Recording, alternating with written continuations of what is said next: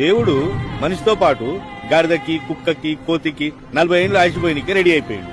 అప్పుడు కుక్క దేవుడా అసలే కుక్క బతుకు, రోడ్డు మీద తన్నులు తినుకుంటా బతకాలే, 40 ఏళ్ళు వద్దు, 20 ఏళ్ళు వాపస్ తీసుకో చాలు అన్నది. అప్పుడు దేవుడు ఓకే చేసిండు, కుక్క థ్యాంక్స్ చెప్పి. మరి గాడిద సేమ్ టు సేమ్ దేవుడా మూటలు మోసే గాడిద బతుకు 40 ఏళ్ళు అవసరమా అన్నది. 20 ఏళ్ళు వాపస్ తీసుకో అన్నది.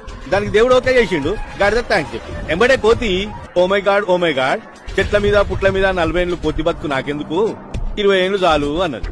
దానికి దేవుడు ఓకే చేసిండు, కోతి కూడా థ్యాంక్స్ చెప్పి. ఇక ఈ మనిషిగాడు ఉన్నాడు కదా, నువ్వు ఇచ్చిన ఈ 40 ఏళ్ళు ఏం సరిపోతాయి, దేవుడా నా కూటా పెంచని కాళ్ళు విసుకుడు మొదలు పెట్టిండు. ఈ కాలు విసుకుడు తట్టుకోలేక దేవుడు ఏం చేసిండు, గాడిద 20 ఏళ్ళు, కుక్క 20 ఏళ్ళు, కోతి 20 ఏళ్ళు, మొత్తం 60 ఏళ్ళు, 100 ఏళ్ళు పోసి మనిషిని భూమి మీద దించిండు. అప్పుడు మనిషి థ్యాంక్స్ చెప్పిండు. 40 ఏళ్ళు మనిషి లెక్కనే బతికిండు. దాని తర్వాత 40 నుంచి 60 కుటుంబ బరువు, పెళ్ళాన్ని పోషించాలి, పిల్లలను పోషించాలి, పిల్లలను స్కూల్లో దించాలి, తీసుకురా